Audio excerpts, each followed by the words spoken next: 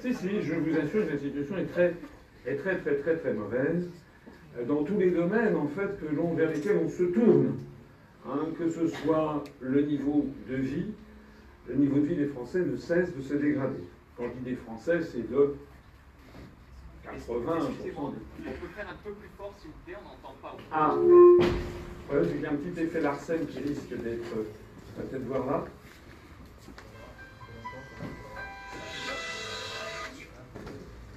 J'en profite pour vous dire de mettre votre téléphone portable sur off, ou répondeur, ou mode avion.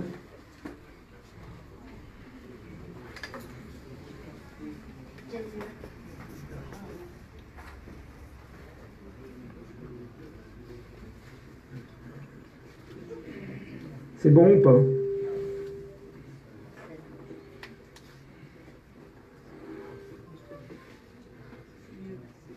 Est-ce que c'est bon? C'est mieux.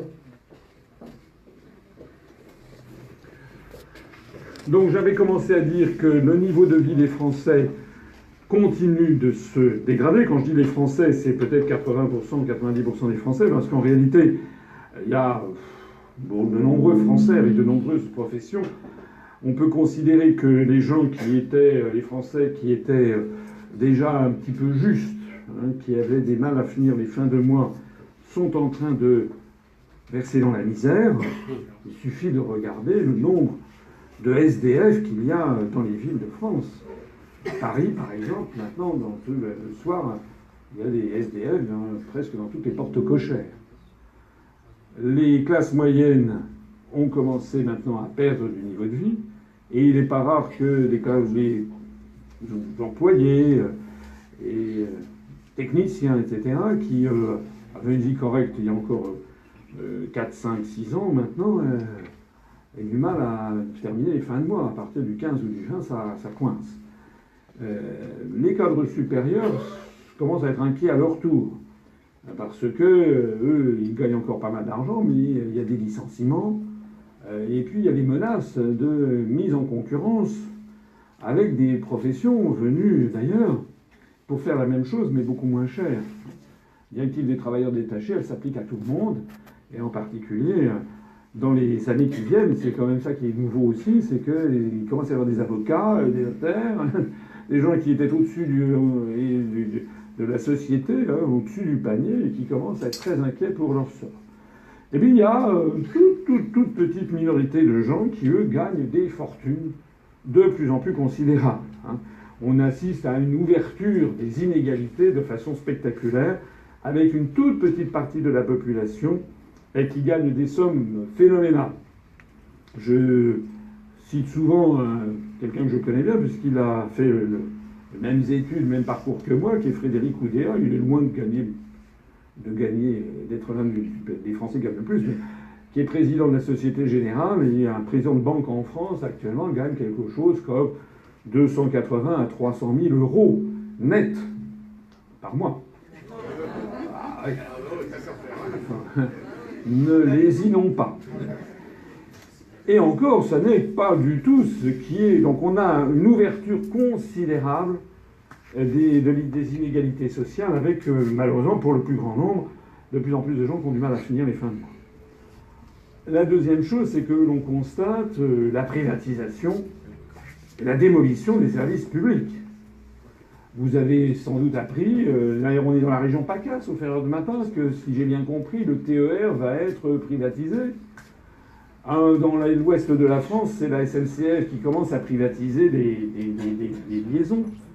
Vous savez aussi que EDF est en voie de privatisation rampante, que les aéroports sont en train, la gestion en tout cas, d'être privatisée, avec ce beau succès qu'a obtenu votre ami Macron. Je sais que vous l'aimez bien, moi non. Votre ami Macron, alors qu'il n'est pas encore président de la République d'ailleurs, qui avait négocié la privatisation de la gestion de l'aéroport de Toulouse, qui a été vendu à une société canadienne réputée, je crois que c'était Lavalin, réputée pour des actions de corruption. D'ailleurs, c'est le scandale en ce moment, bat son plein au Canada avec Justin Trudeau.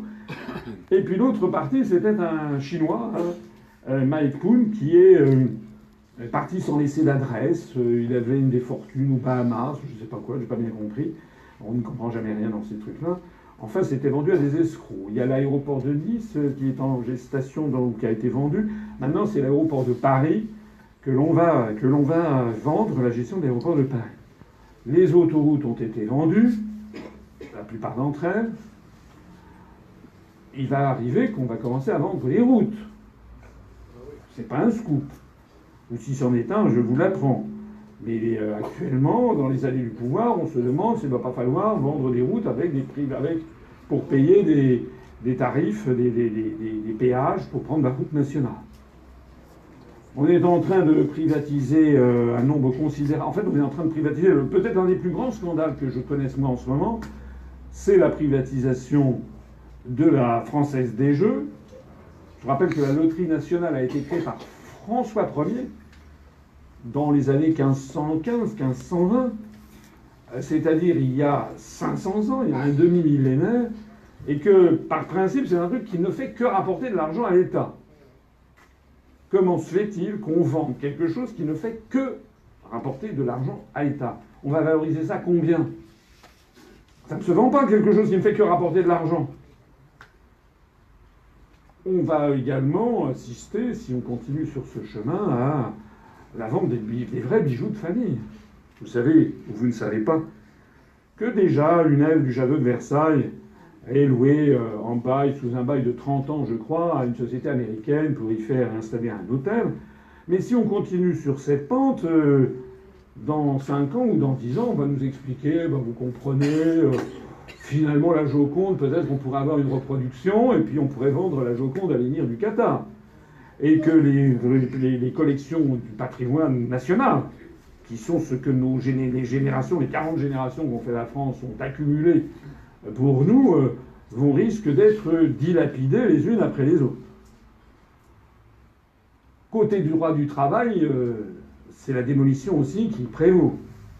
De plus en plus, il va être de plus en plus compliqué d'avoir un contrat à durée indéterminée.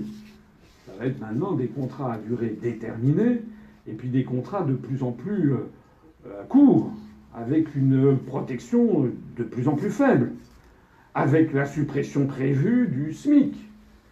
Tout ça, tout ce qu'elle nous avait légué, moi je l'ai cité quand j'étais candidat à l'élection présidentielle, moi je fais de la politique pour des nobles raisons.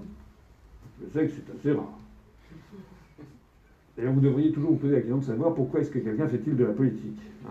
Moi, si j'avais pas fait de politique, je gagnerais beaucoup, beaucoup plus d'argent. Le moins qu'on puisse dire, c'est que c'est assez rare dans cette profession. Moi, je fais de la politique parce que je pense à des gens que j'ai aimés étant petit, et je me rappelle, quand j'étais petit, mon grand-père qui me disait « Tu as de la chance, tu auras une meilleure vie que nous ». Parce que c'était ça, quand on essaie dans les années 50, fin des années 50, début des années 60, c'est ce que disaient les grands-parents. Parce qu'ils avaient assisté tout au long du XXe siècle à une augmentation, à une amélioration de la condition de vie des Français, notamment après la Seconde Guerre mondiale, avec notamment ce qu'on a appelé les 30 Glorieuses. 30 Glorieuses d'ailleurs qui se sont déroulées, mais c'est une autre histoire, au même moment que le franc se dépréciait progressivement par rapport à la monnaie allemande. Je le dis tout de suite parce qu'il y a des gens qui confondent, c'est un peu compliqué, mais qui confondent la bonne santé apparente d'une monnaie avec la bonne santé d'une économie. Et on peut avoir une monnaie comme actuellement l'euro, une monnaie qui est forte, puisqu'en fait on partage un peu, c'est pas vrai juridiquement, mais c'est vrai en termes de taux de change, la même monnaie que l'Allemagne, sauf que cette même monnaie que l'Allemagne est trop chère pour l'économie française.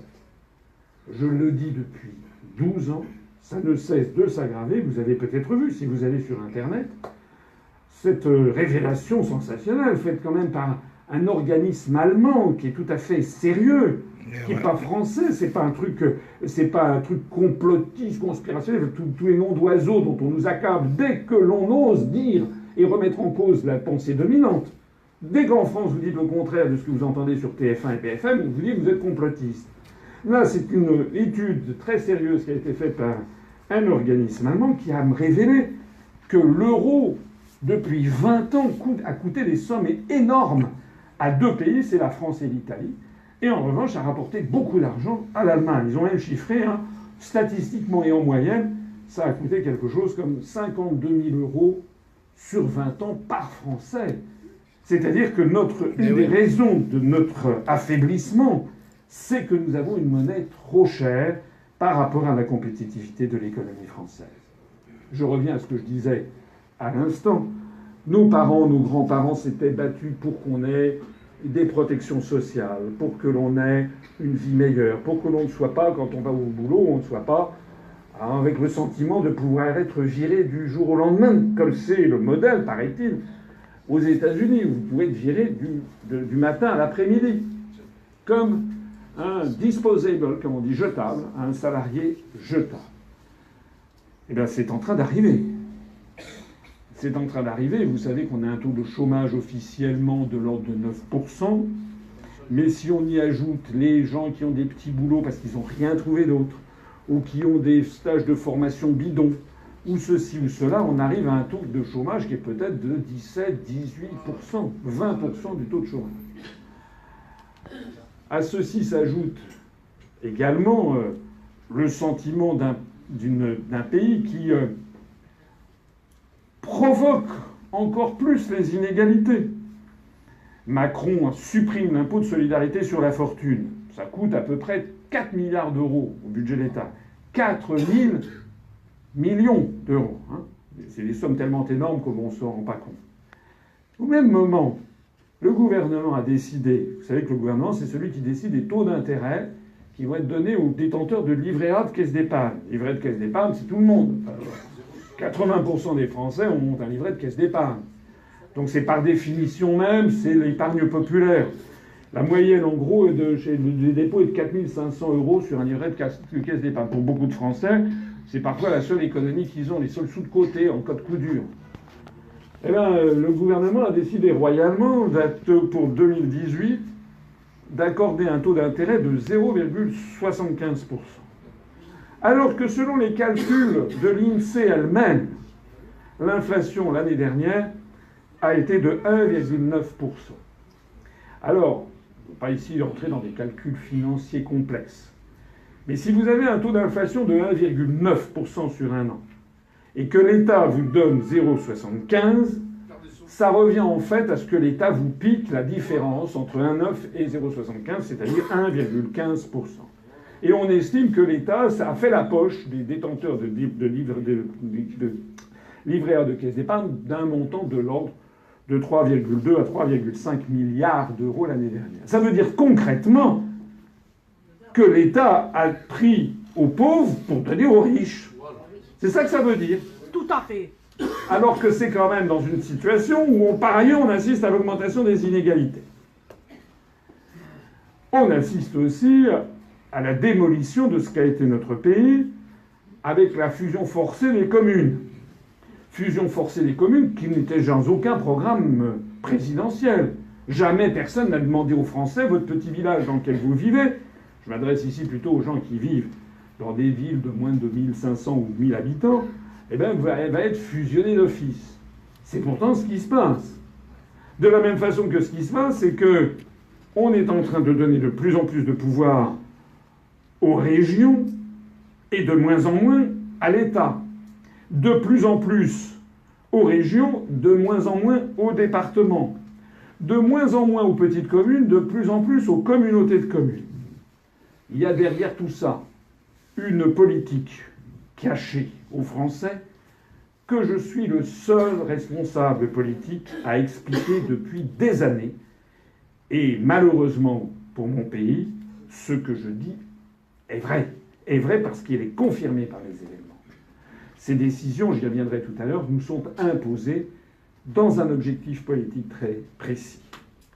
Alors, je terminerai ce descriptif également avec la situation internationale.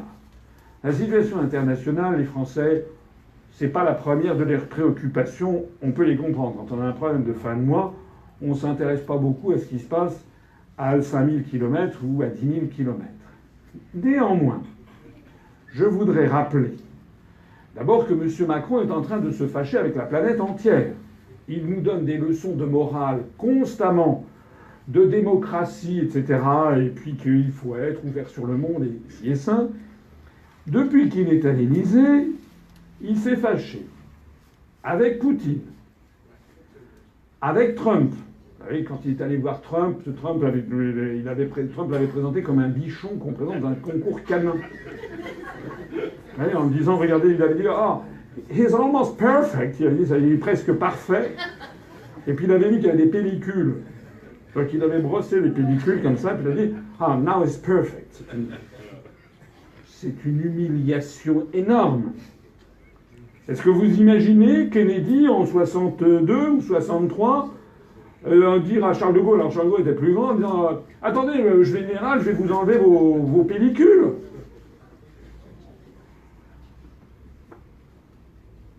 Trump s'est payé la tête de Macron. Macron est brouillé avec le gouvernement britannique. D'ailleurs, dans sa dernière tribune, là vous l'avez peut-être vu, il commence à taper sur le Brexit. Il dit qu'il a donné comme instruction qu'il fallait que les Britanniques payent cher leur sortie de l'Union européenne, etc. Donc il est brouillé aussi avec les Anglais. Trump et Macron s'est fâché avec les Italiens.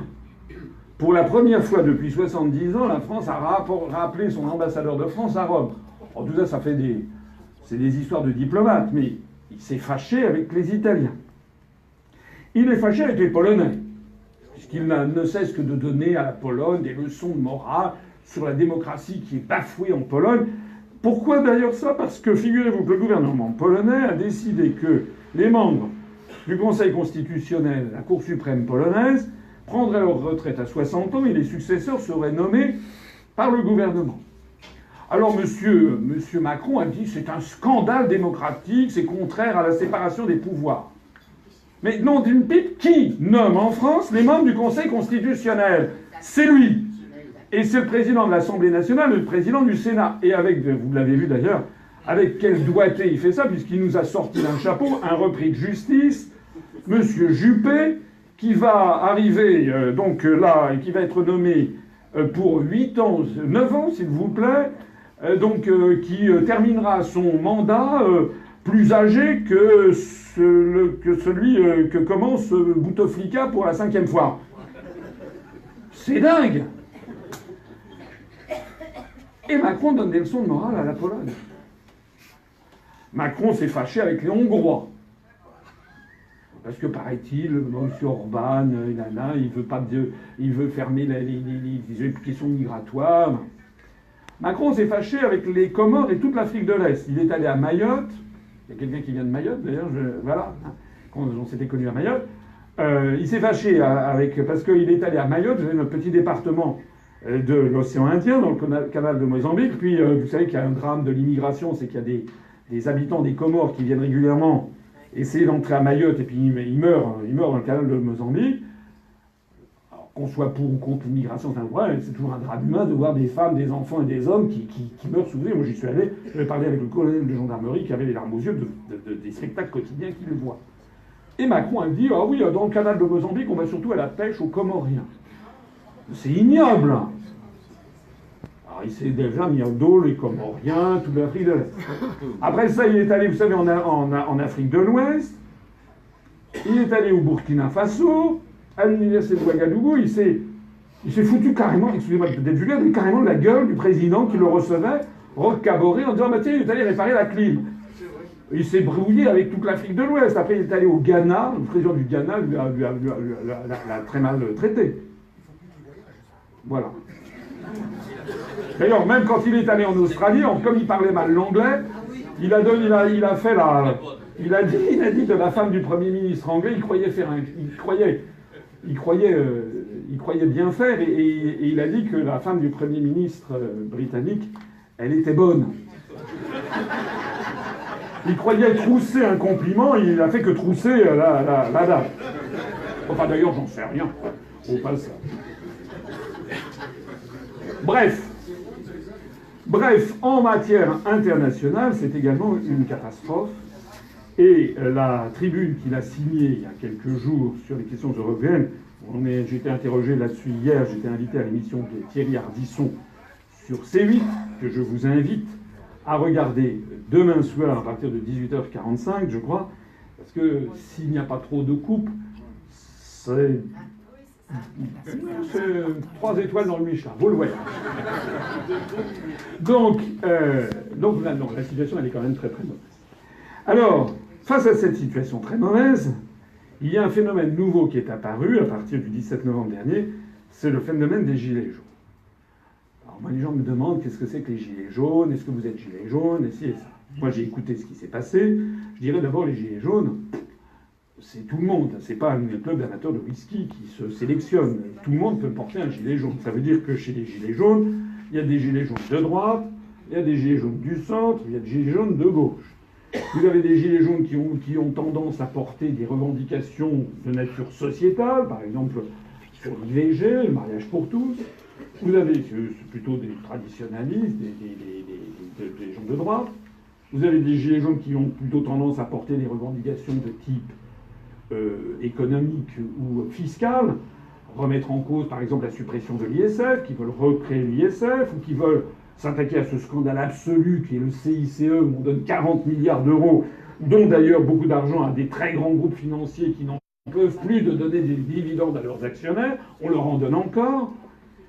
Et puis vous avez des gilets jaunes qui, eux, ont une autre vision des choses, qui ont commencé, je pense que ça c'est très très porteur, enfin c'est très intéressant, c'est d'aller au-delà de ces revendications spontanées, quotidiennes, c'est de se poser une autre question, c'est le problème de l'organisation des pouvoirs publics. Et comment se fait-il, parce que c'est le sentiment que les gens ont, comment se fait-il que, en fait, où est passée notre démocratie? Voilà, c'est-à-dire que l'on vote à droite, ou on vote à gauche, en fait, à part les détails, on a un peu la même politique de Sarkozy en Hollande, de Hollande en Macron, etc., et une politique que les Français majoritairement rejettent. Donc cette catégorie de gilets jaunes-là aura tendance à s'intéresser à d'autres questions, notamment celle posée par mon ami Étienne Chouard sur le référendum d'initiative citoyenne, que vous savez qui je suis, que moi j'avais proposé depuis 2011 sous la forme de référendum d'initiative populaire. C'est pas exactement pareil, mais c'est pratiquement la même chose. Et puis d'aller au-delà.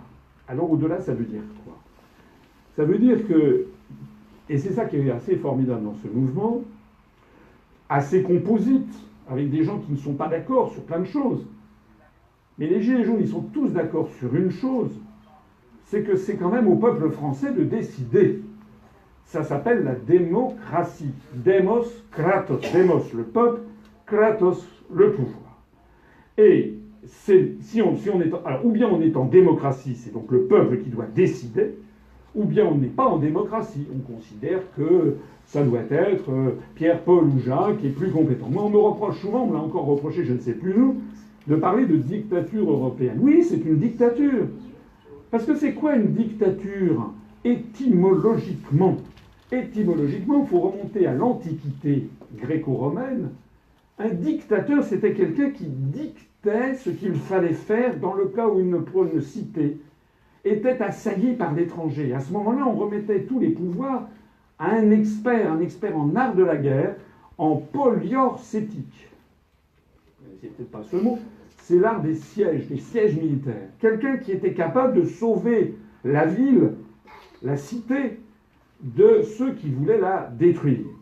Et c'est lui qui donc donnait des instructions. On suspendait en quelque sorte les libertés publiques. Mais qu'est-ce que c'est que la construction européenne? Qu'est-ce que c'est en fait que les commissaires européens, si ce n'est que des dictateurs au sens... C'est même pas polémique, c'est au sens vraiment politique profond que je le dis. Ils ne sont pas élus notamment. Ce qui est important, c'est que de plus en plus de gilets jaunes, notamment sur les ronds-points, ont commencé à réfléchir, et puis de proche en proche, ils ont commencé à se dire, mais d'où est-ce que le mal vient? Quelle est la cause des causes des causes? Et progressivement, et c'est pour ça que notre mouvement politique en ce moment monte de façon verticale, Thierry Ardisson l'a confirmé hier soir en off, c'est-à-dire qu'est-ce que vous montez en ce moment, c'est parce que les Français commencent à découvrir que ceux qui détiennent vraiment le pouvoir, ceux qui décident du pouvoir, ne sont plus en France.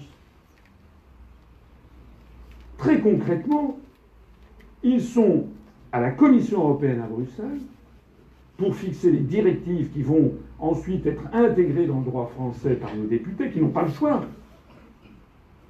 Ils vont être à Francfort, à la Banque Centrale Européenne, qui va gérer la monnaie, gérer le taux d'intérêt, nous imposer des politiques de rigueur, suivre notre déficit budgétaire. Et ils sont à Washington pour l'OTAN, c'est-à-dire pour toute notre politique étrangère. Ce que je dis là, ça n'est pas du complotisme, gna gna gna gna gna. Les gens d'ailleurs maintenant, heureusement, de moins en moins de Français entrent dans cette machination qui consiste à refuser tout débat ou simplement en fulminant une excommunication, vous êtes complotiste. Non, non, c'est pas du complotisme, c'est que les gens maintenant ils vont se renseigner, ils vont regarder d'où est-ce que ça vient, et notamment les traités. C'est comme quand vous êtes, si vous avez un emploi, si vous êtes salarié, quand vous êtes salarié dans une entreprise, vous signez un contrat de travail.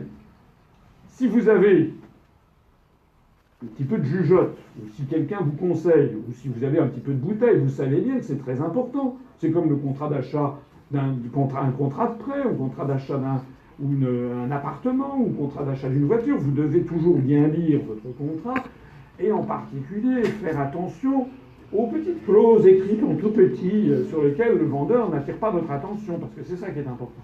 C'est pareil pour un contrat de travail. Et donc, moi, vous vous rappelez qui je suis, j'étais à l'élection présidentielle en 2017, je me suis fait remarquer un petit peu, brocarder, ridiculiser, beaucoup, parce que je citais des articles des traités. Il y avait des gens qui disaient « oh, qu'est-ce que c'est que ça ?»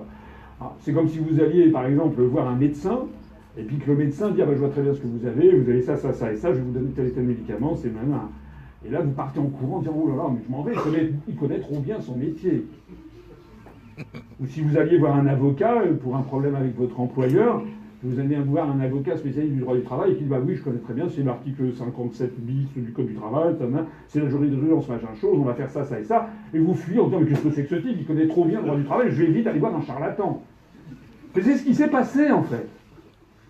En fait, c'est ça. Moi, on m'a reproché d'expliquer aux Français qu'ils faisaient des articles qui expliquaient la situation, et les Français se sont dit « bah non, non, non, on va aller voir quelqu'un qui nous dit « pensez printemps, les amis ». En fait, il ne faut pas être trop sévère avec nos compatriotes, parce que ils ont été forcés à penser comme ça.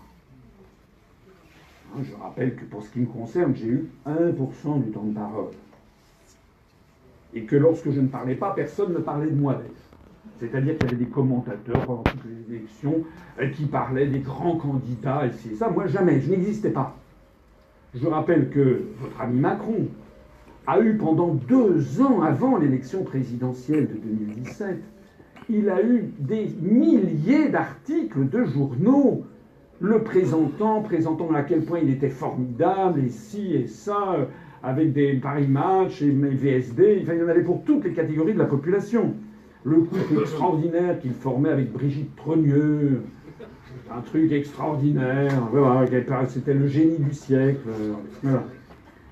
Il a eu, pendant les mois précédant l'élection présidentielle, 120 couvertures de magazines. 120 couvertures de magazines, qui étaient d'ailleurs souvent reprises sur les kiosques à journaux. Moi, non seulement j'ai eu 0 couverture de magazine, mais mon nom n'a même jamais figuré dans aucun des magazines. On estime qu'il a eu 25% du temps de parole quand j'ai eu 1%.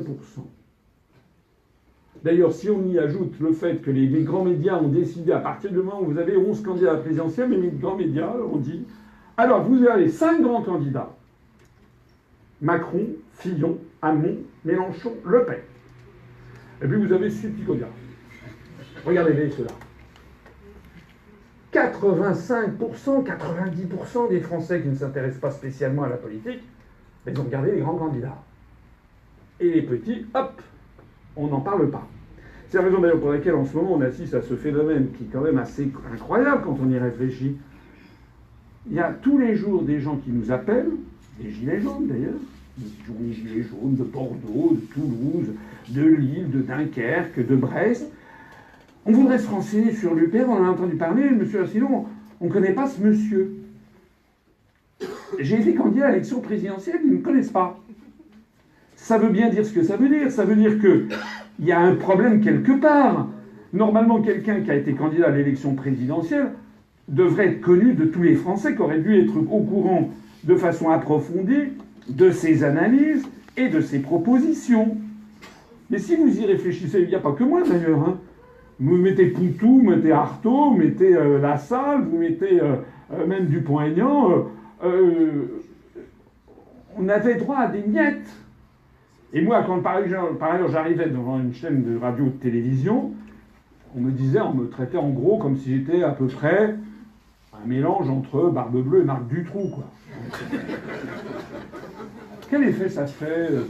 Vous êtes, on dit de vous que vous êtes complotiste, conspirationniste. Un jour, il y a un journaliste qui me dit, ça fait quel effet d'être un petit candidat? Je lui ai répondu, ça fait quel effet d'être un petit journaliste? La notion de...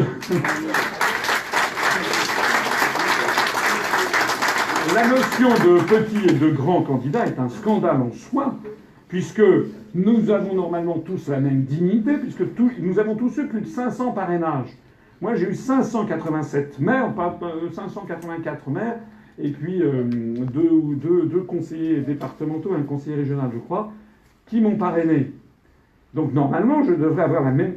Ce qui se passait en 1965, à l'élection présidentielle de 1965, tous les candidats avaient exactement le même temps de parole, et les journalistes avaient interdiction de commenter ça entre les moments. Alors que maintenant, lorsque les gens me disent Macron a été élu démocratiquement, non, il a été élu médiatiquement. Ce sont les médias qui ont décidé qu'il devrait être élu. Alors, on est dans quelle situation aujourd'hui? On est dans la situation d'un pays... moi, je compare les Français à des passagers qu'on fait monter dans un avion. On les fait monter dans un avion. Ils s'assoient. Et puis, on leur dit, maintenant, vous allez élire le commandant de bord. Alors, vous avez 11 prétendants au poste de commandant de bord qui passent. Et puis, il y en a un qui est... là, il y a une femme, 2 femmes, d'ailleurs. Et puis, ils passent, alors ils essaient de dire 3-4 mots. Il y en a un, il occupe 25% du temps de parole à lui tout seul, et il dit « Pensez vacances, les amis !» Et alors on vous dit, par les haut-parleurs à l'intérieur de l'avion, on vous dit ouais, il est jeune, il est vachement bien, sa femme, il est extraordinaire. Avec lui, on savait, on va partir en vacances, regardez ce qu'il a dit, pensez vacances, les amis. Et puis moi, je suis là-dedans, l'un des 11 prétendants, et je dis, mais attendez, il faut que vous regardiez le plan de vol de cet avion. Et moi, il faut regarder, non, taisez-vous. Je n'ai pas pu dire, regardez le plan de vol de l'avion. Parce que c'est le plan de vol qui compte. On s'en fout que le commandant de bord, il soit grand, petit, gros, maigre, etc., qu'il soit brun, blond, que ce soit homme ou femme, je ne sais pas quoi. Ce qui compte, c'est le plan de vol. Et moi, je disais, regardez le plan de vol. Complotiste. Alors, les Français, dans leur grande sagesse, ont voté pour le commandant de bord. Ils disaient, pensez vacances, les amis. Ensuite, on voit débouler des hôtesses et des stewards qui viennent se faire élire. Ce sont les députés. Donc il y en a qui passent comme ça, il y en a qui disent « Ah, nous, on est super copains avec le commandant de bord que vous venez d'élire. Nous, on dit pensez, vacances, les amis, etc. » Et puis nous, il y en avait d'autres qui étaient là. « Regardez le plan de vol. Non, mais vous êtes complotistes. » Donc, les Français se sont dit « On a élu un commandant de bord qui va nous emmener en vacances. Choisissons les hôtesses et les stewards qui vont avec. » Et c'est les élections législatives. Puis lorsque les élections sont terminées, tout le monde, les candidats non retenus sont priés de dégager. On ferme les portes de l'avion et le commandant de bord commence à dire « Serrez-vous la ceinture ».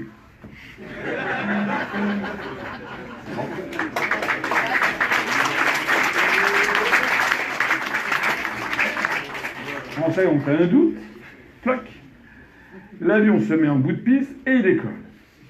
Et alors, comme tout le monde s'est dit, on va penser vacances les amis, ils se disent, on va sans doute aller aux Antilles. Alors, moi j'ai toujours rêvé d'aller à Plage du Diamant en Martinique, là, sous les cocotiers, 28 degrés, les alizés, la mer turquoise, c'est mon rêve. Et donc l'avion décolle, donc tout le monde pense que l'avion va prendre la direction ouest-sud-ouest. Pas du tout. L'avion, direction nord-est. Le plan de vol, c'était Paris-Berlin. On arrive à Berlin, il fait moins 15 degrés, et on dit maintenant, sortez de là, mettez vos gilets jaunes. En gros, c'est ça, les élections qui ont eu lieu. Ça veut dire quoi? Ça veut dire, au-delà de la plaisanterie que je fais, mais ça fait ressortir la vérité, c'est une escroquerie. Les Français ont été arnaqués, bernés, escroqués, en réalité parce qu'on ne leur a pas parlé du plan de vol. Le plan de vol, ce sont les traités européens, traités sur l'Union européenne, traités sur le fonctionnement de l'Union européenne, qui sont aussi fondamentaux que lorsque vous signez un contrat de travail avec votre employeur. Le plan de vol, c'est également les décisions qui sont prises par la Banque centrale européenne, par la Commission européenne, et notamment, c'est d'ailleurs incroyable que je sois le seul responsable politique à en parler, plus les gens qui sont à l'UPR, mais je suis le seul à en parler. Moi, j'aimerais que pourquoi M. Mélenchon, Mme Le Pen, M. Dupont-Aignan, M. Lassalle, M. Tartemuche, je comprends à la limite que les gens d'En Marche n'en parlent pas, mais pourquoi les autres prétendus opposants ne parlent pas de ce qui s'appelle le rapport des grandes orientations des politiques économiques, qui est pondu chaque année par la Commission européenne en vertu de l'article 121. Je retombe sur mes travers. Enfin, je cite des numéros d'articles, excusez-moi. Je vais battre ma coulpe.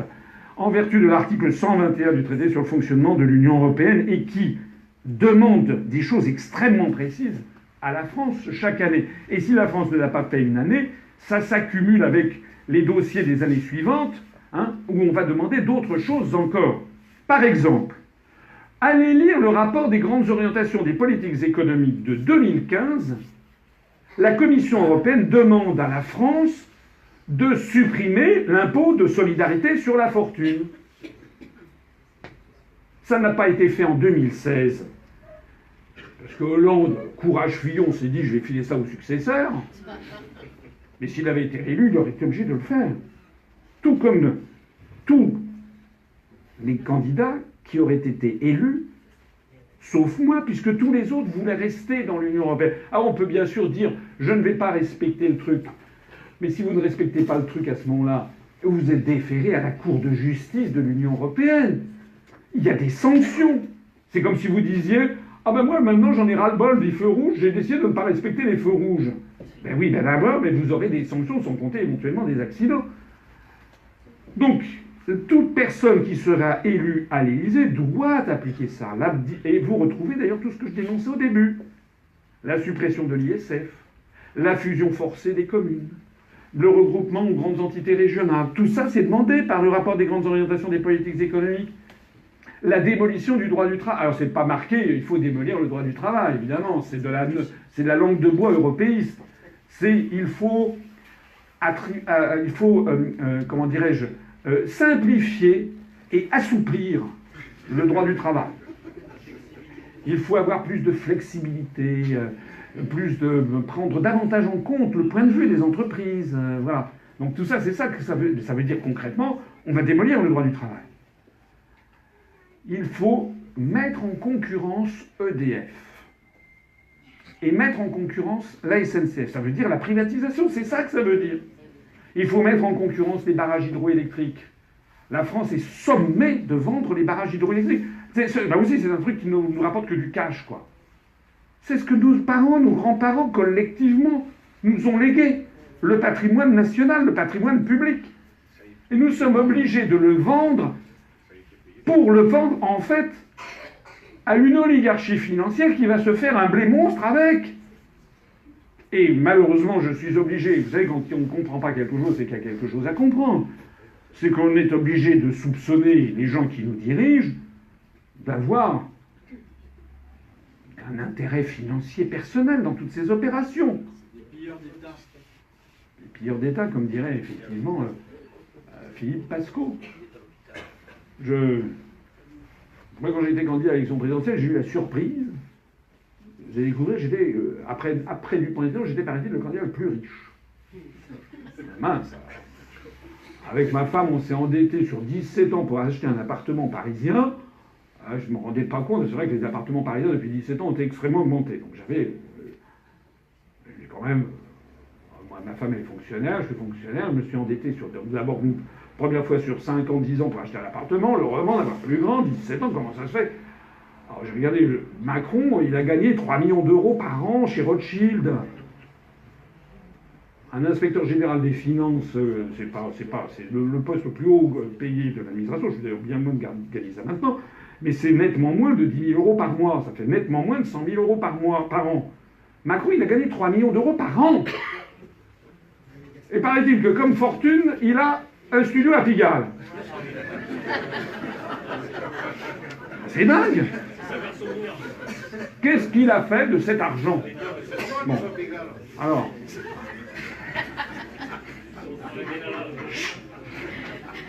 Alors. Écoutez, à Marseille, ça va. Non, parce que j'ai toujours trouvé extraordinaire cette... je vais faire un petit peu de polémique, mais moi j'ai trouvé quelque chose qui était absolument inouï, c'était la rencontre Mélenchon-Macron qui a eu lieu dans cette ville. Bon.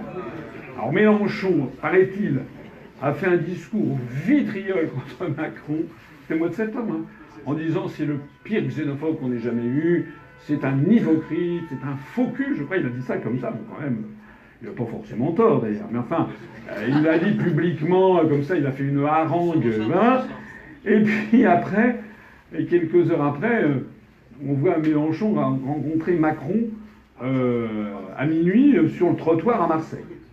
Alors déjà, la première chose que je pose, j'aimerais que vous me disiez ici, qu'est-ce que faisait le président de la République à minuit sur le trottoir à Marseille? Non mais dites-moi. Il avait des amis. Et puis alors, surtout quand on a vu après Mélenchon qui dit... vous avez vu cette scène... On ne sait pas s'il faut éclater de rire ou en pleurer ou envoyer une tomate sur l'ordinateur, mais avec Mélenchon, avec quelqu'un qui dit « Ah ben alors comment ça se fait que vous dites bonjour à M. Macron alors qu'il y a 3 heures vous le traitiez de... » Et il dit « Oh, c'est une simple exagération marseillaise, etc. » Bon, enfin bref, c'est vos histoires, mais moi, tout ça, ça me paraît... Bon. En attendant, on est obligé de poser la question quand même de savoir pourquoi est-ce que nos dirigeants font ça et pourquoi... où est-ce que tout ceci va? Alors moi, je vais terminer ici mon propos, parce que je veux pas... Enfin, je pourrais vous parler jusqu'à demain matin, mais je veux aussi pouvoir répondre à vos questions. Ce que je voudrais dire, j'essaie de faire rigoler, mais c'est pas drôle. C'est pas drôle du tout, parce qu'en fait, notre pays est en train de se désintégrer. Vraiment. D'être pillé. Son patrimoine national, tout ce que nous ont légué les parents, les grands-parents, etc. Son unité nationale. Je suis le seul à tirer depuis des années la sonnette d'alarme sur l'unité nationale. Regardez ce qui se passe en Alsace. En Alsace, en 2013, votre ami Hollande avait déjà décidé de supprimer les 2 départements alsaciens. Mais les Alsaciens n'ont jamais rien demandé. Hein.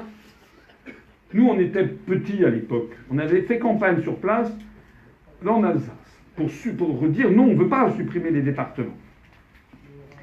Et bon, notamment dans le Haut-Rhin, je me rappelle, j'avais vu un monsieur qui avait un certain âge, à Colmar, qui disait je suis d'accord avec vous, on va pas voter pour. Eh bien bon, pourquoi? Il dit parce que si on vote, c'est encore Strasbourg qui aura tout, et nous on n'aura rien. Voilà comment les gens raisonnaient. Ça veut dire que le référendum qui avait eu lieu en 2013, en vertu d'une loi qu'on appelait la loi Guémard, qui consistait, c'est le moins qu'on puisse faire, c'est de demander l'avis des populations concernées. Eh bien, on avait demandé l'avis des populations concernées, et pour que le référendum de 2013, qui consistait à supprimer les 2 départements alsaciens, à créer une collectivité Alsace unique, pour qu'il puisse être valable, il fallait 4 critères. Il fallait que dans chacun des 2 départements, Bas-Rhin et Haut-Rhin, il y ait au moins 25% des Français, enfin des électeurs qui souhaitent aller voter. Et les 2 autres critères, c'est qu'il fallait que dans chaque département, le nombre de les électeurs ait dépassé 50%, en faveur du projet. Le résultat, c'est que dans les 2 départements, la participation n'avait pas dépassé 15%. C'est déjà, ils n'étaient pas valables, les référendums n'étaient pas valables parce que les gens, on ne sait pas ce qu'ils demandent. Les Français, ils n'ont pas envie qu'on supprime le département des Bouches-du-Rhône ou le département du Bas-Rhin. Les Français, ce qu'ils voudraient, enfin, je parle sous votre contrôle, les Français, ils voudraient, 1, ne pas perdre de pouvoir d'achat, on puisse avoir une amélioration progressive des conditions de vie, et voilà, et accessoirement, que voilà, on passe tout à fait accessoire, mais que on retourne vers une certaine authenticité. Les Français en ont marre de la malbouffe, les Français sont de plus en plus attentifs aux questions d'environnement, d'écologie. Voilà. Mais en gros, c'est pas si compliqué que ça, mais jamais les Français ne disent « Moi, ce que je voudrais, c'est la privatisation de la Poste. Moi, ce que je voudrais, c'est la suppression du département de Vaucluse. » Ça n'existe pas. D'ailleurs, c'est ce que Macron nous prépare. Hein. Il va dire après ce grand débat, c'est pas un grand débat, hein. C'est un one-man show, qui fait campagne d'ailleurs. Il fait campagne aux frais de la princesse, c'est-à-dire la princesse étant vous et moi. C'est totalement illégal, totalement... C'est incroyable ce qui se passe en ce moment. Il occupe 80% de l'espace médiatique pour faire sa propre campagne. Et Macron va vous sortir d'un chapeau. Alors voilà, j'ai compris ce que les Français veulent. Ils veulent supprimer le nombre de députés, supprimer le nombre de départements. On vous a jamais posé la question. Et puis, pour le reste, Bernick, le référendum? Non, non, non, ça n'est pas pour vous. Vous êtes trop ignare, vous êtes trop ignorant. Voilà. Ou alors peut-être il y aura peut-être voilà. Donc, en fait, le grand débat va évidemment accoucher d'une souris, mais pour les raisons que vous avez comprises. Macron ne peut pas répondre aux sollicitations des Gilets jaunes. Il ne le peut pas. Il ne peut pas recréer l'impôt solidarité sur la fortune, puisqu'il l'a supprimé à la demande de la Commission européenne. Il ne peut pas interdire la privatisation des services publics, puisqu'il a le pistolet sur la tempe. Il ne le peut pas. Regardez par exemple ce qui se passe outre-Manche, avec le Brexit, qui va avoir lieu sans doute le 29 mars prochain. Je ne sais pas si vous suivez ce qui se passe. Alors il est de bon ton ici de dire c'est la catastrophe.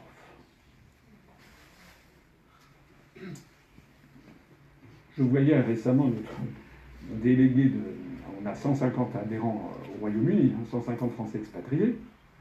C'est pas passage à Paris parce que nous on va faire une grande fête sur place. Je vous en parlerai tout à l'heure, ça vous intéresse. Et je lui dis comment ça se passe en fait? Mais ça se passe très bien. Le seul truc où ça se passe mal, c'est dans les journaux. Ce sont les médias qui inventent ça. Le taux de chômage au Royaume-Uni est de 4%. Vous vous rendez compte comment ça se passe mal? C'est le plus bas taux de chômage depuis 40 ans. Comme ils sortent de l'Union européenne, la directive travailleurs détachés ne s'applique pas. Effondrement du nombre de travailleurs venus des pays de l'Est. Manque de travailleurs qualifiés. Conséquence, augmentation des salaires. Voilà. C'est catastrophique. Les Britanniques, on voit leur salaire augmenter. Le taux de chômage a continué à diminuer depuis 2 ans. Il est tombé à 4%, ils veulent leur salaire augmenter. Privatisation. Madame Thatcher avait tout privatisé. Comme maintenant ils sont en train de se sortir des directives européennes, ils ont décidé de renationaliser la ligne de chemin de fer qui va de Londres à l'Écosse, qui s'appelle East Coast Line. Alors que nous, on fait le contraire, à la demande de Bruxelles. Ils sont en train également d'imposer maintenant pour les marchés publics une nouvelle contrainte totalement interdite par Bruxelles, c'est que pour les marchés publics au Royaume-Uni, désormais, 60% doit être fabriqué au Royaume-Uni. Le résultat, c'est qu'on commence à avoir une réindustrialisation du pays. Alors vous imaginez bien évidemment que pour les oligarques qui tirent tout ça, c'est la catastrophe.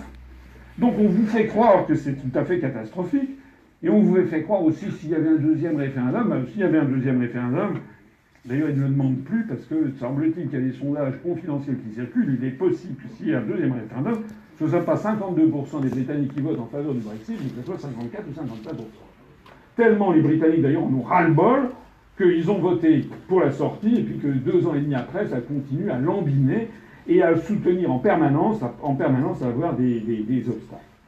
Alors vous l'avez compris, je terminerai ici mon propos. Pour les élections européennes, je ne vais pas vous mentir, hein. Les élections européennes, vous savez que ça ne sert pas à grand-chose. Ça sert un petit peu plus, on me le dit, Giscard a dit il y a quelques semaines, vous vous rappelez, il a dit que le Parlement européen ne servait à rien. C'est pas tout à fait vrai, c'est un Parlement qui a un pouvoir de codécision sur certaines décisions, mais c'est vrai que c'est un Parlement croupion, C'est un Parlement, par exemple, qui ne vote pas les recettes fiscales. C'est un Parlement qui, lorsqu'il y a un conflit avec la Commission, c'est la Commission européenne qui l'emporte, alors que la Commission est peuplée de gens qui sont élus par personne, qui sont des technocrates, qui sont... bon. Donc le Parlement européen n'a qu'un pouvoir résiduel. Puis d'abord, les Français, en gros, ils ne comprennent rien. Parce que c'est une usine à gaz compliquée. Et puis que les Français ne se sentent pas de sentiment de solidarité naturelle. Si je distribuais ici une interro écrite en demandant donnez-moi la liste des 28 pays membres de l'Union européenne, je ramasse ça dans 2 minutes. Si j'y ajoutais donnez-moi le nom du chef d'État de chaque pays, et là, je suis pas sûr, j'aurais beaucoup de bonnes réponses. Même l'autre jour, j'étais sur Arte avec Raphaël Enthoven, parce que c'était là, j'avais affaire à des grands Européens. Et j'aurais dit, par exemple, j'ai cité la présidente de la Lituanie. C'est beaucoup, hein. Elle s'appelle Madame Grybauskaitė, Dalia, ça fait un peu chrysanthème. Dalia Grybauskaitė est ceinture noire de karaté. Je vais taper la lumière.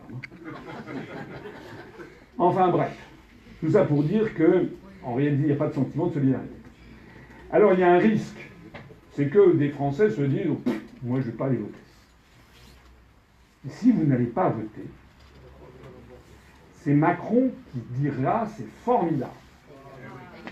Parce que c'est lui qui dira, vous avez vu des sondages qui donnent 24%, il dira en fait, vous les gilets jaunes, en fait ce mouvement, vous avez bien vu que tout est fait d'abord pour diffamer les gilets jaunes, comme moi j'ai été diffamé. Moi, on m'a traité de complotiste, conspirationniste.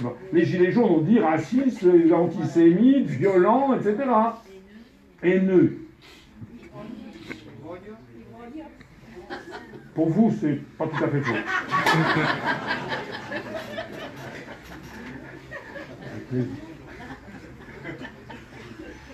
Objectivement, les gens qui ne vont pas voter vont conforter Macron. Parce que ceux qui ne vont pas, je veux dire, comprenons bien, je veux dire, les gens qui ne sont pas d'accord avec Macron, il faut surtout qu'ils aillent voter. Parce que si les gens qui ne sont pas d'accord avec Macron ne vont pas voter, ne croyez surtout pas les gens qui vous disent, vous vous rendez compte, s'il y a 50% d'abstention, on se rend très bien compte, il y en a eu 59% en 2009 et 56% d'abstention en 2014. En Estonie, en 2009, il y a eu 89% d'abstention. Parce que ça n'intéresse personne, ces élections. Il y a eu 11% de votants. Il n'en demeure pas moins que les gens qui ont été élus ont été élus. Voilà. Je voudrais toujours dire aussi aux abstentionnistes que les traités aux abstentionnistes. Donc surtout, alors si vous êtes pour Macron, je vous conseille en effet de vous abstenir. Oh, Mani, tu aimes bien Macron, mais finalement tu es un peu fatigué aujourd'hui. Reste chez toi. Donne-moi. Mais si vous êtes anti-Macron, surtout, allez voter. Mais n'allez pas voter pour lui. Allez voter pour quelqu'un d'autre. Ben, vous allez voter pour qui? Alors, non mais j'insiste sur un aspect des choses. D'abord, c'est un vote à un tour. C'est pas un vote à 2 tours. Donc il faut arrêter les billards à 5 bandes. Moi, à Paris, il y a plein de gens maintenant, dès que je sors. C'est presque Madonna. Pas tout à fait. Non mais sans rire. Très souvent, quand je sors, il y a des gens qui m'abordent dans la rue, qui me disent ah, monsieur Asselineau, vous êtes formidable, vous êtes extraordinaire. Oui, c'est exact, effectivement. Mais je leur dis ensuite, mais est-ce que vous avez voté pour moi? Alors il y a des gens qui ont voté pour moi, mais il y a beaucoup qui disent non, alors quoi? J'ai voté utile.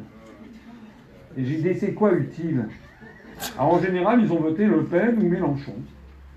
Mais j'ai dit finalement c'était utile ou c'était inutile? C'était totalement inutile. Tout le monde sait bien que face à Madame Le Pen, un âne serait élu. C'est d'ailleurs ce qui est passé. C'était là.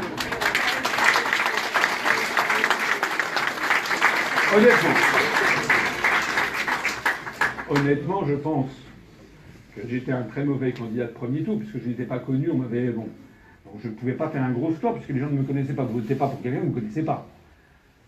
Mais honnêtement, je pense que j'étais...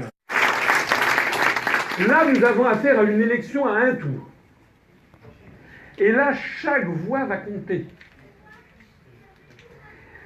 Si un parti politique dépasse 3% des suffrages, il est remboursé de toute sa mise de fonds. Pour un mouvement comme le nôtre, dont je rappelle, et c'est très important, je vais le rappeler après, pour un mouvement politique comme le nôtre, c'est très important parce que ça nous permet, on va dépenser 1 200 000 € versés par la générosité de nos adhérents et de nos donateurs, dont vous. D'ailleurs, si ça n'est pas fait maintenant, ça sera fait à la sortie. On n'est pas sorti. On récupère notre argent, ce qui nous permettra de nous présenter aux élections municipales. C'est très très important financièrement. Mais si en plus on dépasse 5%, à ce moment-là, on a des députés. Alors ça, il faut bien mesurer ça. C'est-à-dire que quel député voulez-vous si vous voulez protester contre Macron? Les Républicains? Honnêtement. Les Républicains, qui sont les héritiers de l'UMP, qui sont les héritiers du RPR, ont des députés depuis l'élection du Parlement européen au suffrage universel en 1979. Ça fait donc 40 ans qu'il y a des députés de cette mouvance. Bon. Qu'est-ce que ça va faire d'avoir encore des députés des Républicains? Rien. Absolument rien. Ça ne changera rien. Parti communiste, pareil. Ils ont des députés au Parlement européen depuis 40 ans. Parti socialiste, pareil. Hier à l'émission d'Ardisson, je ne sais pas s'il va y avoir des coupes, mais ça commence très fort dès le début, parce qu'Ardisson m'a dit, alors, monsieur Asselineau, pour vous, est-ce qu'on peut changer d'Europe ou pas? Je lui ai dit, écoutez, monsieur Ardisson, je suis venu avec un cadeau pour vous. Alors tout le monde regardait le cadeau. Je lui ai demandé, c'était une reproduction de l'affiche du Parti socialiste pour les élections européennes de 1979, vivre au pays, changer l'Europe. Et ça fait 40 ans qu'il propose de changer l'Europe. Ah, il a dit oui, en effet. Et après, j'en avais d'autres, des cadeaux que je lui ai montrés. C'était le Front de gauche pour changer l'Europe. Sarkozy, changer l'Europe. Monsieur Dupont-Aignan, changer l'Europe. Élever les Verts pour la Constitution européenne, pour une autre Europe. Donc en fait, ils sont tous pour une autre Europe ou pour changer l'Europe depuis 60 ans. Ah, il a dit oui, en effet. Il y a le député d'En Marche qui était là, qui tirait triste mine, mais qui a aussitôt, après, quand on lui a donné la parole, il a dit nous, ce qu'on propose, c'est de changer l'Europe. Alors,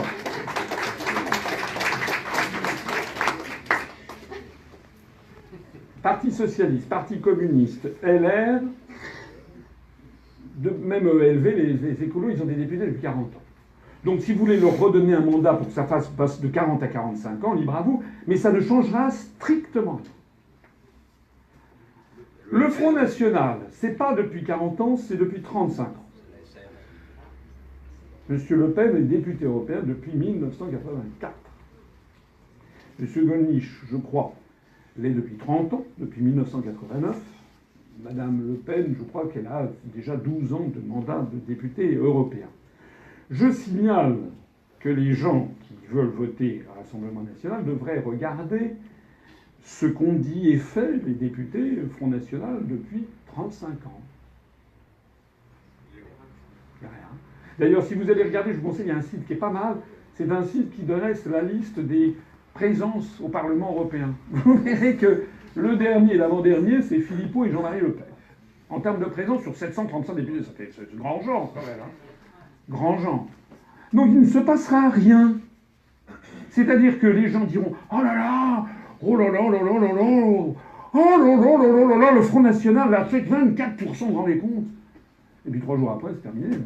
On va qu'à autre chose, il ne se passe rien. Oui, alors à la fin du mois, il touche.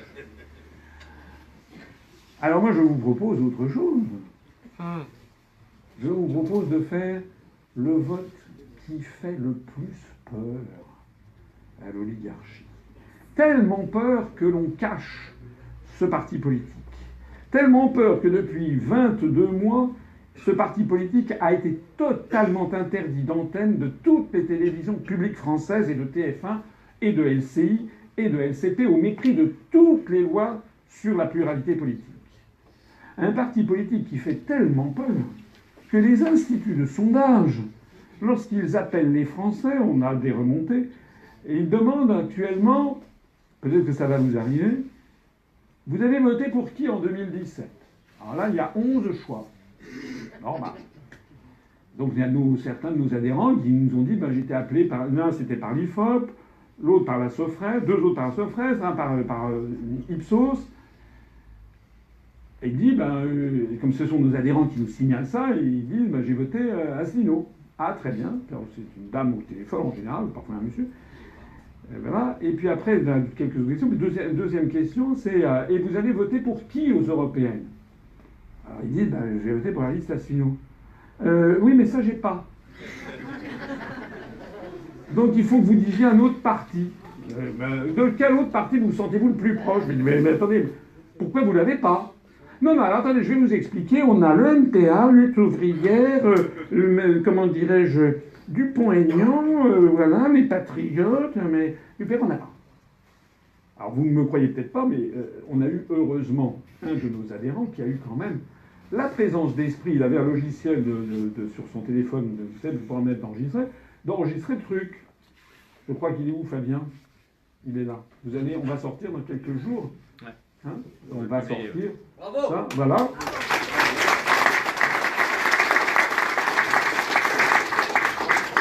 Et pourquoi ils ont peur? Ils ont peur parce que d'abord je suis ce qui ne doit jamais arriver. C'est-à-dire quelqu'un qui est issu du sérail, qui normalement devrait couler une fin de vie professionnelle en gagnant des centaines de milliers d'euros, qui devrait la fermer et qui a fait un choix tout à fait différent.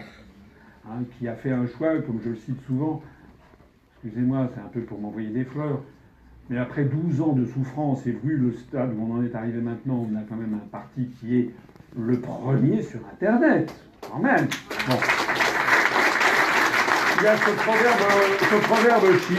proverbe chinois qui dit « C'est lorsqu'un pays est en proie au chaos qu'apparaissent des responsables intègres. » Il n'y a pas que moi.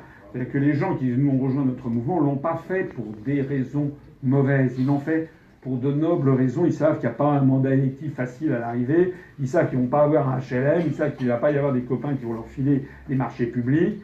Ils savent qu'il n'y a pas de pognon à prendre. Au contraire, il y en a à donner. Mais ils le font en fait pour notre pays, pour la France et pour le bien-être des gens qu'on aime. Vos conjoints, j'espère que vous aimez votre conjoint. Ah, écoutez, je ne veux pas me mêler de vous. Les gens que vous aimez, vos enfants, vos parents, vos amis, etc. C'est de ça qu'il s'agit. C'est-à-dire quand même notre avenir collectif. Et puis aussi, moi je suis un peu épaté de voir comment des Français, on a l'impression parfois, sont indifférents à la France. On est les héritiers d'un pays qui a 40, 50 générations. Un pays, dès que vous sortez des frontières, vous avez dans le monde entier les gens qui envient la France, respectent la France, voudraient que la France soit comme ci, voudraient que la France soit comme ça. Et ils nous disent d'ailleurs, quand ils vous aiment bien, ils disent « Mais qu'est-ce que vous êtes en train de devenir? Où est passée la France que l'on aimait, hein? Où est passée la France, celle qui dit zut aux États-Unis, zut, plus que zut d'ailleurs à Hitler, zut aux Russes, zut, etc. La France qui défend la liberté des peuples et des nations. Tout ce patrimoine immatériel ou matériel que nous ont légué les 50 générations, on est là aussi pour les défendre, pour pouvoir transmettre ça aux générations futures. Et comme je le dis souvent, la France n'appartient pas qu'à la France. Hein, le principe de France, c'est un principe d'émancipation des peuples et des nations, et également un principe de référence pour l'ensemble des pays de la francophonie. Vous connaissez ce que je dis souvent.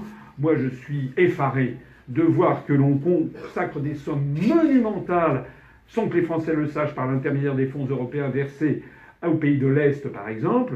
Hein, j'ai rien contre les pays de l'Est, mais j'ai rien pour l'Estonie, la Lituanie, la Lettonie, qui commémorent les Waffen-SS. On a prépositionné dans ces pays des chars et des avions de combat à 500 mètres de la frontière russe, au risque de nous entraîner un jour dans un conflit planétaire avec la première ou deuxième puissance militaire mondiale. Alors moi, je préfère que la France revienne à ce qu'elle était du temps de Gaulle, des amitiés universelles, une politique arabe indépendante, une politique africaine qui serait débarrassée de son néocolonialisme. D'ailleurs, j'en profite pour dire, parce qu'à chaque fois, il y a des gens qui m'interrogent sur les questions. Nous aiderons les pays africains qui le souhaitent à sortir du CFA, comme nous on veut sortir de l'euro, parce qu'au bout du compte, c'est pas la même chose. Une monnaie, c'est un peuple et une nation. Donc nous, on veut le faire aussi. Mais parce que l'une des vraies richesses de la France au 3e millénaire, c'est d'être un pays en contact avec l'ensemble des pays du monde, et peut-être plus particulièrement avec les pays de la francophonie. Moi, je regardais ce qui se passe en ce moment, l'Afrique bouge beaucoup. J'ai été reçu il y a quelques semaines par l'ambassadeur du Sénégal qui me rappelait qu'au Sénégal, en ce moment, le taux de croissance est de 8%. Vous avez en Angola plus d'immigrés portugais en Angola aujourd'hui que d'immigrés angolais au Portugal. Tous ces pays d'Afrique qui ont été délaissés, on y découvre des matières premières, des terres rares, des hydrocarbures, des trucs et des machins. En plus de ça, l'ensemble des pays d'Afrique francophone basculent de plus en plus vers la francophonie, ce qui fait que la langue française, contrairement à ce qu'on vous a mis dans la tête, est une langue qui est en train de se développer de façon fulgurante au niveau planétaire. Il y avait 190 millions de francophones en l'an 2000. En 2019, on est passé de 190 millions à 260 millions. Et selon les tendances actuelles, on sera en 2060, je mangerai peut-être les pissenlits par la racine à cette époque, mais en 2050 ou 2060, c'est pas dans très longtemps, on aura normalement 600, 700 millions de francophones dans le monde, parce que les jeunes générations en Afrique, elles se tournent vers Internet, et sur Internet, la langue française est déjà, que ce soit sur Google, sur Facebook, sur eBay, sur Amazon, sur etc., tous les réseaux sociaux, sur Yahoo. En gros, la langue française est entre deuxième et cinquième langue la plus utilisée sur tous ces réseaux sociaux. Donc les jeunes générations, notamment d'Africains, se tournent vers la langue française. Et je ne dis pas ça pour faire un cocorico, je dis ça parce que simplement, nous devrions, vous connaissez ce que je dis souvent, le siège au Conseil de sécurité que Macron est en train de fourguer à l'Allemagne dans une espèce de haute trahison qui mériterait d'être poursuivie comme a été poursuivi Pétain en 1945. Et un jour, il faudra faire ça. C'est-à-dire que le traité franco-allemand d'Aix-la-Chapelle est un véritable scandale. On s'apprête, toutes les élites françaises sont en train de se mettre à genoux devant l'Allemagne, à proposer bientôt notre siège au Conseil de sécurité dans un siège européen, et puis les bombes nucléaires qui deviendraient des bombes nucléaires européennes. Nous disons tout le contraire. Nous disons que nous devons au contraire nous rassembler avec les pays avec lesquels nous avons la même langue, une partie de l'histoire en commun, et puis des échanges tous azimuts qui sont très supérieurs à ce que l'on a avec d'autres pays. Alors je termine mon propos. Si vraiment, vous voulez faire passer un message cinglant à Macron, c'est que le parti le plus boycotté de France par les grands médias fasse une percée électorale spectaculaire. Et moi, je suis assez confiant, parce que je vois actuellement beaucoup de choses qui se passent. Nous avons des ralliements. On a eu hier un ralliement tout à fait inopiné. Je ne savais pas une très haute responsable, une responsable de France Insoumise, qui avait été candidate aux législatives dans l'Oise, qui est la responsable de France Insoumise à Soissons, qui nous a rejoints, qui a publié sur Facebook toutes les raisons pour lesquelles elle pensait que le programme de France Insoumise n'était pas le bon. On va avoir bientôt un ralliement de gens venant de tout à fait d'autres sources. Chacun est là pour débattre. Moi, chacun peut avoir son opinion. Ce que je sais, moi, c'est que même chez les journalistes, mezza voce, il y a des choses qui se passent. Parce que les journalistes sont des Français comme les autres. Ils ne sont pas toujours...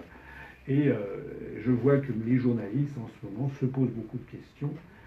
Ils constatent les dérives autoritaires de la France, pour ne pas dire dictatoriales. Vous avez vu comment la France a été épinglée, c'est une honte. La patrie des droits de l'homme qui a été épinglée par le Conseil des droits de l'homme de l'ONU il y a quelques jours, par Madame Michelle Bachelet, la haute représentante de l'ONU pour les droits de l'homme. On se place à peu près entre le Zimbabwe et Haïti. Il faut quand même le faire, d'après ça, à cause justement de la répression des manifestations des Gilets jaunes. Si vous voulez vraiment donner un signal extrêmement important, vous avez un moyen de le faire, c'est de voter pour l'UPR. Et si nous avons des députés, c'est-à-dire si on dépasse 5%, c'est quand même pas la mer à boire, eh bien je vous assure qu'on fera quoi? On fera ce qu'a fait Nigel Farage, ce que n'ont jamais fait aucun député français depuis 40 ans. On fera ce qu'ont fait les Britanniques de Nigel Farage, et qu'à chaque fois qu'on aura la parole, faites-moi confiance, Alors, quand j'ai la parole, je la lâche peu. Lorsque on prendra l'occasion à Bruxelles et à Strasbourg, parce que vous savez, le Parlement se tient alternativement là, on prendra l'occasion de mettre les pieds dans le plat et de dénoncer la dictature européenne, de dénoncer les guerres illégales soutenues, de dénoncer par exemple le soutien. Pourquoi est-ce qu'on soutient Guaido par rapport à Maduro au Venezuela? Donc ce n'est pas nos affaires. Nous soutiendrons également, nous soulignerons les connivences des uns et des autres. Vous savez, je ne sais pas si vous le savez, j'ai mis les pieds dans le plat chez Ardisson hier, je ne sais pas, peut-être que ça va être coupé. Il y a plusieurs pays de l'Union européenne qui maintenant sont dans la main de la mafia. L'île de Malte est tombée dans la main de la 'Ndrangheta calabraise. Il y a eu d'ailleurs une journaliste qui s'appelait Madame Galizia qui a été pulvérisée parce qu'elle a été assassinée, parce qu'elle menait une enquête justement sur les liens entre le pouvoir à La Valette et la 'Ndrangheta calabraise. Pareil en Slovaquie, un journaliste a été assassiné. Pareil en Bulgarie. C'est-à-dire que vous avez un système mafieux qui est en train de gangrener l'Union européenne. Et je rappelle à ceux qui croiraient que l'on peut changer l'Europe, que pour changer l'Europe, vous devez avoir l'unanimité de tous les pays membres des traités européens. Donc, par exemple, vous devez avoir l'accord du gouvernement de Malte. Si vous avez des États fragiles, petits, comme Malte, ou comme la Slovaquie, ou la Bulgarie, qui sont gangrénés par les mafias, jamais vous ne pourrez faire passer, par exemple, des impôts, comment dirais-je, des politiques de taxation sur les transactions financières, de taxation sur les GAFAM, etc., parce que ce sera bloqué, ne serait-ce que par ces petits pays qui verrouillent le système. C'est la raison pour laquelle nous, si on a des députés, on donnera un coup de projecteur, non seulement aux figurés, mais aussi aux propres. Puisqu'on a une équipe, vous avez peut-être vu que nous, on a une chaîne de télé qui a dépassé les 108 000 abonnés. On a quelqu'un de très talentueux en la personne de Fabien. Mais il n'y a pas que lui. Il n'y a pas que lui, parce que son immodestie légendaire va souffrir. Il n'y a pas que lui. Ce que nous ferons, si on a des élus, on sera vos représentants. On ira filmer. On dira voilà ce qui se passe dans les commissions, voilà ce qui se passe, voilà comment les députés viennent chercher le pognon en signant. Vous savez, parce que au Parlement européen, vous êtes payé, je ne sais plus combien, je crois que c'est 9 000 € donc 6 000 € plus 3 000 € de prime. Bon, ça fait 9 000 €. Mais en plus de ça, si vous allez travailler, on vous paye en plus. Donc, c'est pas mal comme truc. Vous gagnez 9 000 € par mois net d'impôts, et en plus, si vous allez travailler, il faut vous payer en plus. Donc il faut aller faire un émargement. Au passage, nous avons des députés qui vous rendront des comptes et on donnera le maximum légal à notre mouvement politique sur des primes venues justement de Bruxelles ou de ce Parlement. Voilà, je voulais vous dire tout ça. Maintenant, c'est à vous et aux Français de se prendre en main, de se mobiliser et de se dire que là, ils ont une occasion. Bien sûr que ce n'est pas une élection qui va changer le monde. Ce n'est pas l'élection présidentielle, ça c'est vrai. Ça n'est pas l'élection présidentielle. L'élection phare, c'est l'élection présidentielle. Les élections européennes sont des élections un petit peu marginales. Mais ça va être la première élection nationale depuis que votre ami Macron est à l'Élysée. Et si, à l'occasion de cette élection, Macron se ramasse une gifle, et la plus grande gifle qu'il puisse se ramasser, c'est celle d'un seul coup de voir le parti politique dont il a donné ordre et qu'il ne soit jamais question dans les médias publics, que ce soit lui qui fasse la progression. Il s'agit de l'UPR. Je vous remercie de votre attention.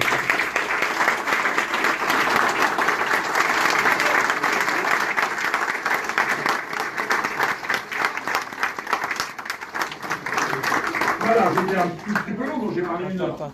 Ouais. Je suis là pour répondre à vos questions.